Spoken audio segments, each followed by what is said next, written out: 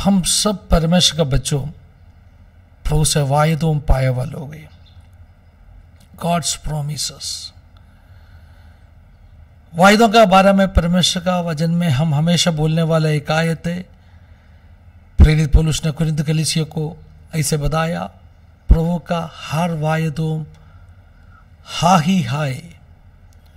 वो वायदों में विश्वासियों के परमेश्वर है, कभी भी उसका वायदों को नहीं बदलने वाला परमेश्वर है। उसका वायदों हा ही हाय। उत्पत्ति का किताब से हम पढ़ेगा तो परमेश्वर के वचन में काफी भक्तों को हम देख सकते हैं जो प्रभु से वायदा प्राप्त किया लोगों, और ये भी हम देख सकते हैं उन सब के साथ में जितना प्रतिज्ञा वो, जितना वाचा वो प्रभु ने बांधा, प्रभु उस बातों को कभी भी नहीं बदला था। अगर प्रभु बाइबल के इतिहास में जितना परमेश्वर के दासों के साथ में उनका प्रोमिस दिया, प्रभु ने कभी भी उस प्रोमिस को नहीं बदला, तो परमेश्वर का बच्चा आपके साथ में, मेरे साथ में, सेवकाई के साथ में प्रभु ने जितने वायदों दिया वो सारे वायदों हा ही हाय। इसका बीच में एक बात मैं बोलना चाहता हूं। इसका मतलब ये नहीं है हम उदासी होकर बैठेगा तो इन सारे वायदों पूरा हो जाएगा, नहीं। वायदों है बोल के हमें हालेलुया सोना नहीं है, हमें जागृत होके वायदों की ओर हमें बढ़ना है। आज सुबह का मीटिंग में मैंने एक बात ऐसे कहा अब्राहम का बारे में। उत्पत्ति का किताब 17वां अध्याय में अब्राहम का बारे में ऐसे लिखा है। जब अब्राहम को उत्पत्ति का किताब 17वां अध्याय 17 उसका पहले आयत पढ़ेगा तो उधर लिखा है, जब अब्राहम को 99 साल उम्र था तभी परमेश्वर उससे बात किया। कितना साल उम्र? 99 साल उम्र। मेरा मन के अंदर ऐसे एक सोच आया, 99 साल बोलेगा तो बहुत उम्र हो चुका है, इतने बुजुर्ग व्यक्ति से क्यों प्रभु बात करना चाहिए? उसके जीवन में ऐसे असाधारण मुठभेद क्यों देना चाहिए? और आपको मालूम है 18वां अध्याय, अगले अध्याय, उस अध्याय में प्रभु ने अब्राहम के तंबू में आया। मम्रे के वाड़ी में जब वो रहते था उस समय में अब्राहम के तंबू में प्रभु ने आया करके 18वां अध्याय में लिखा है। 17 और 18 अध्याय, कितना समय का फर्क है मालूम है आपको? नहीं, ज्यादा नहीं, शायद कुछ हफ्ते होगा, ओनली फ्यू वीक्स। क्यों? ना तो कुछ महीना होगा। क्यों? क्योंकि 17वां अध्याय का पहले आयत में लिखा है अब्राहम को जब 99 साल उम्र था तभी। आपको जानते 100 साल उम्र में उसको इसहाक का जन्म हो गया, मतलब 1 साल पहले 17वां अध्याय में 99 साल उम्र में। 18वां अध्याय में भी ऐसे हम पढ़ सकते, परमेश्वर अब्राहम से कहा अगले साल, मतलब 1 साल बाद में, बच्चा कोख में होने के बाद में बच्चा बाहर आने के लिए कम से कम 9 महीने लगेगा। अगले साल इस समय में मतलब 1 साल। तो उस जो 18वां अध्याय भी अब्राहम का जीवन में हुआ उसका 99 साल उम्र में। तो ये 2 मुठभेदों मेरे ख्याल से कुछ दिन के अंदर, कुछ हफ्ते के अंदर, कुछ महीने के अंदर हुआ, साल नहीं लगा।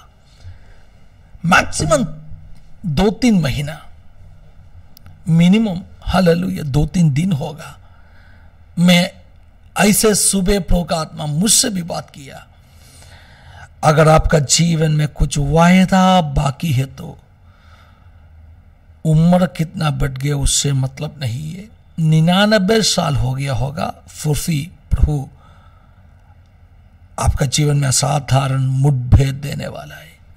99 साल उम्र में 1 बार नहीं 2 बार पहले उनसे बात किया 17वां अध्याय में, बात किया परमेश्वर, हालेलुया। 18वां अध्याय में उनका घर पे आया। मैं ऐसे ऐसे ऐसे कहना चाहता हूं, पहले बात किया परमेश्वर, बात करने के बाद में परमेश्वर कहा ठीक है मैं उनके घर में जा रहा हूं। ऐसे आप समझ लो ना। मैं एक एग्जाम्पल, एक उदाहरण दे रहा हूं। आपसे कोई फोन में बात किया, बात करने के बाद में उन्होंने फोन रख दिया और बोला ठीक है मैं उनके घर में डायरेक्ट जा रहा हूं। आपका घर का कॉलिंग बेल 15 मिनट में कोई बचाए तो आप खोल के देखो तो वही आदमी आके खड़ा है। अब्राहम को ऐसे ही हुआ अब्राहम के साथ में 17वां अध्याय में 99 साल में बात किया, 99 साल उम्र था तभी बात किया परमेश्वर। उसी समय में कुछ दिन के अंदर सीधा अब्राहम का घर में आया। क्यों? क्योंकि कुछ वायदा बाकी है।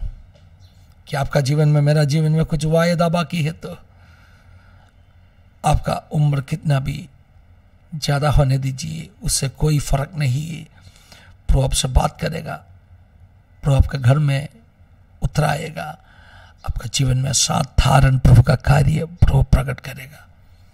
आज सब इस वचन को विश्वास करते तो हालेलुया, आपने स्वीकार करके कहो प्रभु आमीन, मेरा जीवन में यही बात प्रभु करने वाला है।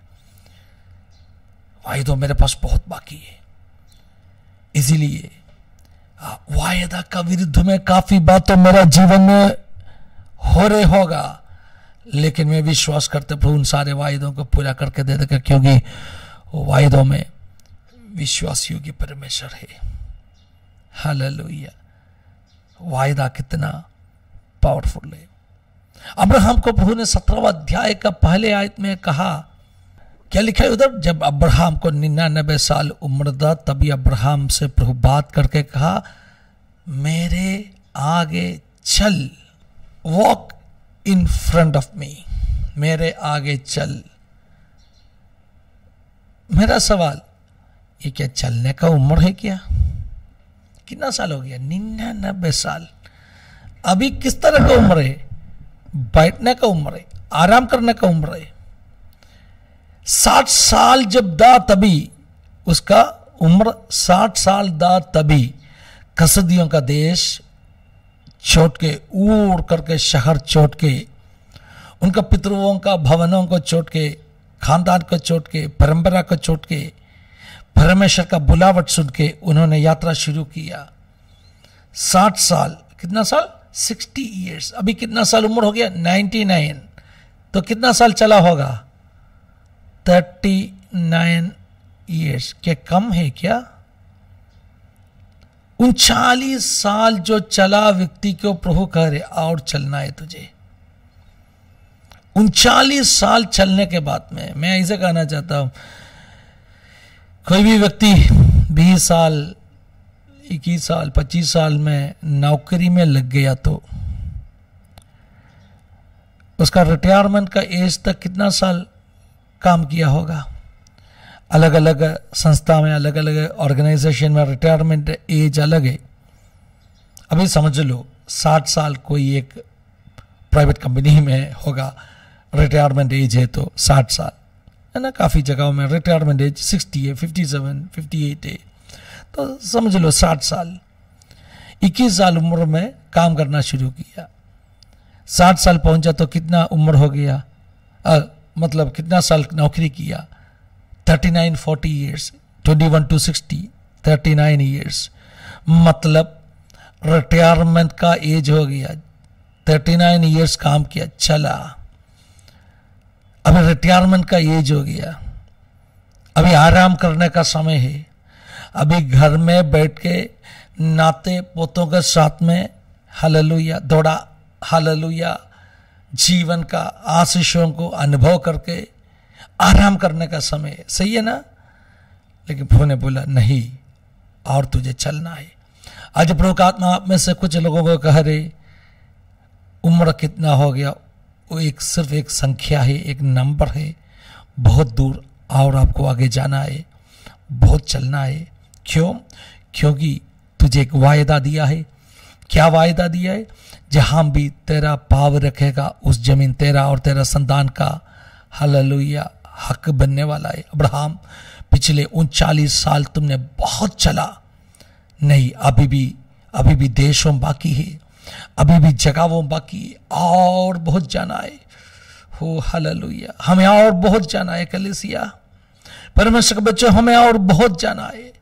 बहुत लंबी सफर अपने आगे बाकी है, खत्म हुआ नहीं आपका मेरा सेवकाई। ये अपने कान में कहेगा शैतान, उस शैतान बोल रहे झूठों को विश्वास मत करो, प्रभु ने दिया वो वायदों को पकड़ के कहो मुझे बहुत दूर जाना है, मेरा अच्छा भविष्य, क्योंकि प्रभु ने मुझे कहा।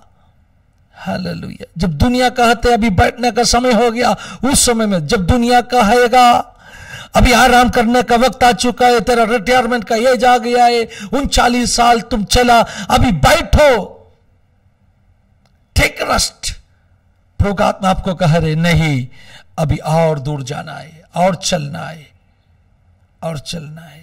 चलने का क्षमता प्रभु ने आपका पैरों में देगा। आपका पाव कहां भी, आपका पैर कहां भी रखेगा, जहां भी आपका चरणों का निशाना गिरेगा, उस जमीन प्रभु ने आपको और आपका संतान को एक सनातन शाश्वत अवकाश, एक भाग बना के देने वाला है। धन्यवाद यीशु। वायदों उतना पावरफुल है, लेकिन वायदों प्राप्त करने के लिए आपको चलना पड़ेगा। बैठेगा तो वायदों नहीं मिलेगा, उदासी होकर बैठेगा तो वायदों नहीं मिलेगा। कितने लोग आज सुबह कहेगा मैं चलने के लिए तैयार है। अगर वायदों है तो है ना, आपका शत्रु भी आपका वश में आएगा। विश्वास करो मेरे हालेलुया भाइयों बहनों, क्योंकि परमेश्वर का वचन में ऐसे लिखा है, सदृश्य वाक्यों, नीति वचन में ऐसे लिखा है, प्रोवर्ब्स में ऐसे लिखा है, अगर परमेश्वर को किसी व्यक्ति का मार्ग में भावदा हो गया, प्रसन्न हो गया, परमेश्वर उसका शत्रुओं को उनका साथ में मेल में लाने वाला है। एक व्यक्ति का चाल में परमेश्वर खुश हो गया, if you are walking in the right path, अगर आपने सही मार्ग में चल रहे तो आपका शत्रु भी आके आपको सपोर्ट देगा। वही से प्रभु ने क्या करेगा, उनका मन को बदलेगा। क्यों? क्योंकि आप परमेश्वर का मार्ग में चल रहे, आप परमेश्वर का मार्ग में चल रहे, आपका आप चल रहे, आप बैठा नहीं, आप उदासी नहीं है। प्रभु ने कहा मेरे आगे चलो, अब चलना शुरू किया। बोला नहीं 39 साल चला, परमेश्वर क्या मिला मुझे, बच्चा भी मिला नहीं, वायदा भी पूरा हुआ नहीं, अभी मैं बैठेगा, बोला नहीं। उन्होंने बोला नहीं, आज से मैं और चलने वाला है, और मैं भाग दौड़ करने वाला है, क्योंकि प्रभु ने मुझे कहा। धन्यवाद यीशु, हालेलुया। मालूम है परमेश्वर का बच्चों में आपको, अरे परमेश्वर का वायदा सुन के, बातों सुन के अब्राहम बैठा नहीं, वापस चलना शुरू किया। अगर चलेगा तो शत्रु भी, विरोध करने वाले लोग भी, हालेलुया, परमेश्वर का पद्धति के लिए, उस पद्धति तेरा जीवन में पूरा होने के लिए तेरा हालेलुया साथ देगा। विश्वास करो। जो आज अपोज कर रहे लोग, जो आज विरुद्ध में खड़ा हुए लोग, उन संस्थाओं, उन व्यक्तियों, कल आके कहेगा ब्रदर सिस्टर हम आपके साथ में है, क्योंकि परमेश्वर आपके साथ में है, अब परमेश्वर का वचन के अनुसार चल रहे, इसलिए हम आपके साथ में है। वैसे बोलने वाला एक दिन दूर नहीं है परमेश्वर के बच्चों। परमेश्वर का वचन में उसके लिए एक अच्छा उदाहरण है। बोलने के लिए बहुत बातों मेरे मन के अंदर आ रही है, लेकिन समय का कम है, इसलिए मैं जल्दी बंद करना चाहता हूं। दूसरे शमूएल 3 अध्याय का 9 आयत से पढ़ेगा तो, अपनेर करके एक सेनापति, पहले शाऊल का बहुत बड़ा राइट हैंड था अपनेर। जब दाऊद शाऊल का मृत्यु हो गया उस समय में अपनेर दाऊद के संग में गया नहीं, शाऊल का खानदान के साथ में ही रहा, शाऊल का बेटा ईस बोसेत के साथ में ही रहा। मालूम है आपको? आप फुर्सत में उस आयत तो पढ़ लीजिए, दूसरा शामुएल 3 अध्याय का 9 आयत से उधर लिखा है, अपने राखे कह रहे, हालेलुया, जरा पढ़ लीजिए। यदि मैं दाऊद के साथ ईश्वर की शपथ के अनुसार बर्ताव ना करूं, तो परमेश्वर अब्नेर से वैसा ही वरन उससे भी अधिक करे, अर्थात मैं राज्य को शाऊल के घराने से छीनूंगा और दाऊद के राजगद्दी दान से लेकर बेर्शेबा तक इजराइल और यहूदा के ऊपर स्थिर करूंगा। वर्स 11, और वो अब्नेर को कोई उत्तर ना दे सका, इसीलिए कि वो उससे डरता था। देखो, इसमें इस बात को समझने के लिए उसका बैकग्राउंड आपको जानना चाहिए। ये शाऊल का एक बहुत बड़ा सैनिक, एक सेनापति था अब्नेर, राइट हैंड था। लेकिन अब्नेर को जानते हैं, क्या जानते हैं? सही में परमेश्वर ने दाऊद के साथ में शब्द का आया है, शाऊल का राजगद्दी को दाऊद को मिलने वाला है। ये जानने का बावजूद भी अब्नेर अभी किसके साथ में? शाऊल का खानदान के साथ में, क्योंकि पहले का स्वामी है, उसके साथ में जो हालेलुया ऑब्लिगेशन है ना, वो दिखाना जरूरी है। अब्नेर हालेलुया दाऊद के पास वायदा है करके जानने का बावजूद भी शाऊल के साथ में है, ना तो शाऊल का बेटा ईश-बोशेत के साथ में है। लेकिन अभी क्या हो गया मालूम है? अभी परमेश्वर ने अब्नेर और ईश-बोशेत का बीच में ऐसे गड़बड़ डाल दिया। अब्नेर अभी कह रहे नहीं, मैं शब्द का के कह रहा हूं, मैं परमेश्वर का वायदा जहां है, दाऊद है, उनके साथ में मैं जा रहा हूं। इसलिए मैंने कहा, अगर परमेश्वर को आपका मार्ग में परमेश्वर खुश हो गया, आपका शत्रु भी आपका वशा में आएगा। अब्नेर अभी तक दाऊद का विरोध था, वायदा जान के भी दाऊद को क्या परमेश्वर ने वायदा दिया, ये जान के भी अब्नेर दाऊद को विरोध कर रहा था। लेकिन परमेश्वर ने क्या किया? उसका शत्रु को भी दाऊद का वशा में लाया। अगर ऐसे है तो परमेश्वर का बच्चा, आपका जीवन में एक क्यों ना होने वाला है? अब बोलो ना, विरोध करने वाले लोग भी कल भी हमें सपोर्ट करेगा, क्योंकि हालेलुया परमेश्वर का वायदा अपना साथ में है। धन्यवाद यीशु, धन्यवाद यीशु। एक क्षण समर्पण कर दीजिए। हमें चुप रहना नहीं है, हमें उदासी होकर बैठना नहीं है, हमें चलना है, चलना है। चलते रहो, चलते रहो, चलते रहो, चलते रखो। हालेलुया, प्रभु अकेला छोड़ेगा नहीं। मेरे याद में आ रहे, पिछले दिन में कोई एक परमेश्वर का दासी ने बताया एक बात वायदा का बारे में, बहुत सोचना चाहिए। वैसे एक हालेलुया वचन है। उस परमेश्वर का दासी ने कहा, वायदा सब लोग पाएगा, लेकिन वायदा पूरा होने के लिए अपना भी कुछ जिम्मेदारी है। ऐसा नहीं है वायदा मिला बोल के अपने आप पूरा हो जाएगा। हम उदासी होगा तो, हम अविश्वासी बनेगा तो वायदा पूरा होगा नहीं। इसलिए हमें विश्वास योग्य बनना है, हमें फेथफुल बनना है। कम ऑन चर्च, हमें विश्वास योग्य बनना है, हमें उदासी नहीं, हमें हालेलुया उत्साही बन के हमें जीना है। उस परमेश्वर का दासी ने क्या कहा मालूम है? ध्यान से सुनना, इस बात बहुत बड़ा रेवलेशन है। उस परमेश्वर का दासी ने कहा, एक बार यीशु ने पतरस से, यीशु का चेलों से यीशु ने कहा, क्या कहा मालूम है? तुम सभी लोग, मतलब 12 चेलों, हालेलुया 12 सिंहासन में बैठ के इस्राएल का 12 कुलों को राज करेगा। कितना अच्छा वायदा है। तुम 12 चेलों 12 सिंहासन में बैठ के 12 कुलों को राज करेगा। जब उस वायदा बोला ना, उनका साथ में एक बंदा था, उसका नाम था इस्करियोत यहूदा। उन्होंने भी वायदा पाया। कौन सा वायदा? राजगद्दी में बैठने वाला है। कौन सा वायदा? हो कुल का पति बन के, कुलपति बन के सिंहासन पे बैठ के इस्राएल का कोई एक कुल को राज करेगा। लेकिन यहूदा राज करेगा क्या? नहीं। क्यों? क्योंकि वायदों में परमेश्वर विश्वास योग्य है। लेकिन इस व्यक्ति ने क्या किया? वायदा को छोड़ के किस चीज का पीछे गया? कुछ कचड़ा, दुनिया का कचड़ा, लालच, छोटा एक रकम के लिए उन्होंने उसका बहुत बड़ा सिंहासन का वायदा को नष्ट किया। हमें कभी भी ये गलती होना नहीं है। वायदा को छोटा मत समझ लो। वायदा के लिए कुछ भी कुर्बान करने के लिए तैयार हो जाओ।